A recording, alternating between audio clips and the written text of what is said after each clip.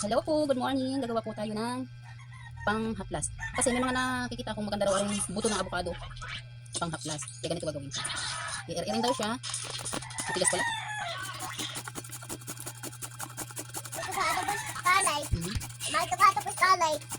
Kung alam ko pala may mga buto ng avocado doon sa amin. Ito lang yung aking kapag may masakit ang likod, pag may mga malamig-lamig. Tapos, Mama! po. Ito po, ito birthday. Mama, Opo. ito ate birthday. Opo. Ito lang pala ang magandang gamot sa mga lamig-lamig. Nakakahirap na. Hindi ma-uter-er naman. Ang hirap pa lang i-er nito, tatigas. Aray, hindi ko na inubos at dadali ng aking kamay. Tapos ito po, yung dami ba, yung line up. Wala hasma. Maganda rin ulit ang haplas. Hindi na aking nakapanood sa tapos meron pa nga ba yung carrots. Maganda rin dyan. Aray, may nakita ko buto ng avocado.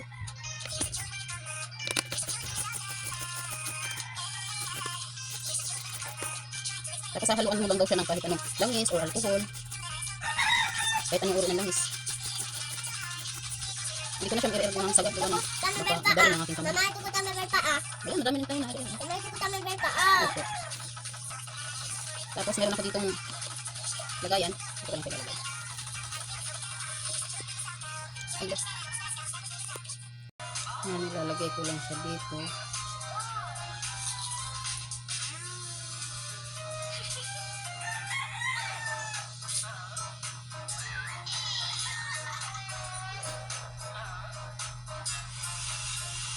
Kumukulay nga lang siya sa kamay.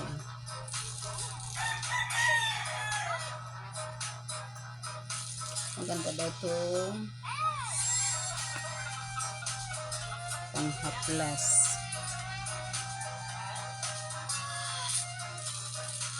Marami yata rin ako nagawa. Hanap ako ng bahay.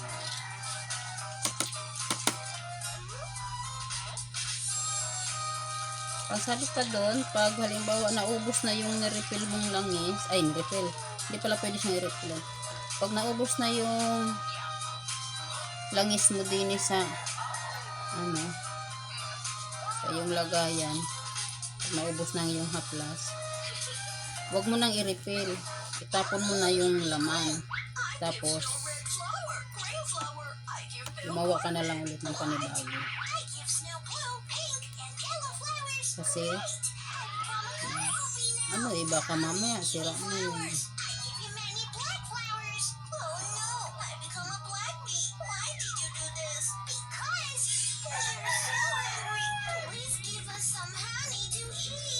Dami kong nagawa. Puno eh. Tapos lalagyan ko siya ng langis. May langis ako din eh.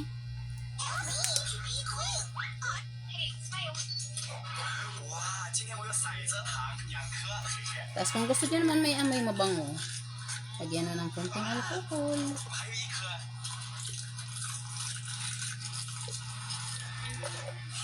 Kunti lang. Sira tayong konti. Nasaan na?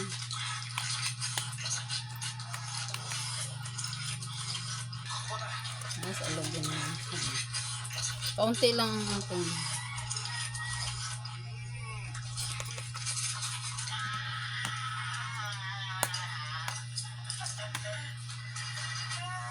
Balian na natin ito.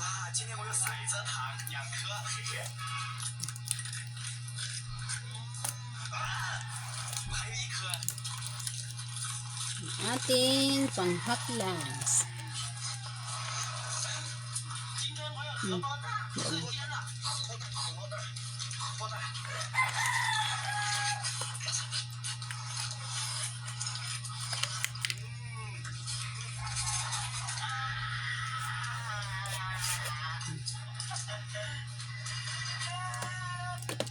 Sa mga sakit na kaso-kasuan,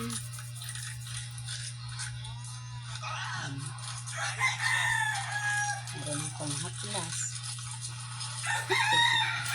Kita ang abs ni Inday. Bye guys, thank you for watching. God bless.